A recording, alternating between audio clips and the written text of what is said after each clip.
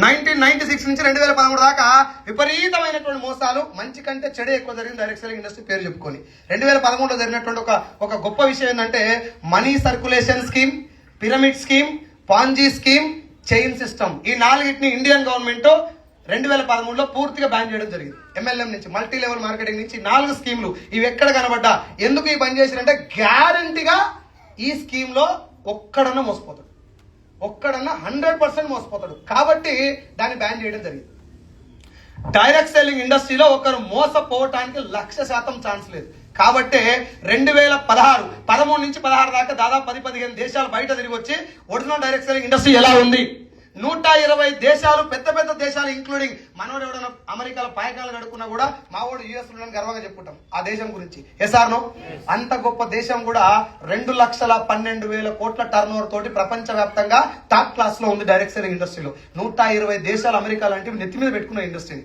కానీ భారతదేశంలో దీని పేరు అబాస్పాలైపోవడానికి మెయిన్ కారణం ఏంటంటే జనాలు షార్ట్ కట్ లో వెళ్ళటం. ఆ షార్ట్ కట్ లో వెళ్ళడానికి కూడా ఇంకో కారణం ఉంది, జెన్యూన్ కారణం. ఎందుకంటే ఇండియాలో పేదరికం ఎక్కువ ఉండటం, మిడిల్ క్లాస్ వాళ్ళు ఎక్కువ ఉండటం. సార్ నువ్వేం చేయకు సార్, కష్టపడకు, నువ్వు జాబ్కి వెళ్తున్నావు కదా, ఒక్క 10,000 నాకు కట్టు, నువ్వు ఏడికి రావాల్సిన అవసరం లేదు, నెలకు వారానికి ఒక 1,000 రూపాయలు అకౌంట్ పడతాయి అంటే కట్టేటోళ్ళు కూడా లేదు సార్. ఆశపడి నేను కూడా ఉంటాను. ఉత్తనే 10,000 కడితే వారం కడుతుందంటే కడుతురా లేదు.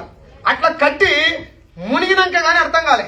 వాళ్ళు ఏమనుకోరు, 10,000 కదా కట్టేది, ఏముంది వస్తే వారం వారం వస్తున్నాయి కదా, నా వరకు నాకు వచ్చినా చాలు అనుకోని కూడా కట్టిన వాళ్ళు ఉన్నారు. ఫ్రెండ్ బాధ భరించలేక కూడా కట్టిన. ఎందుకు కట్టిరో కట్టినం తెలియదు, కట్టించిన కూడా తెలియదు.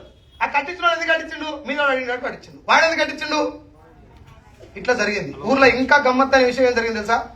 రాజన్న నేను ఇద్దరం క్లోజ్ ఫ్రెండ్స్ అనుకోండి. ఎగ్జాంపుల్ అన్న నాకు కలిసి, రాజన్న నీకు విషయం చెప్దాం అనుకున్నా, సాండ్రోలు అవుతుంది, నాకు కడుపులో మసులుతుంది, నీకు చెప్దాం అనుకుని ఎప్పుడు కలిసినా కూడా చెప్పలేకపోతున్నా, ఇప్పుడు చెప్దాం అనుకుంటున్నా అంటే చెప్తామి అన్నాడు. నేను దగ్గర 5,000 కట్టి మునినా అని చెప్పిన. జరంత గ్యాప్ ఇచ్చి నువ్వు కూడా కట్టిన అవుతామి అన్నాడు. అంటే అర్థమైంది.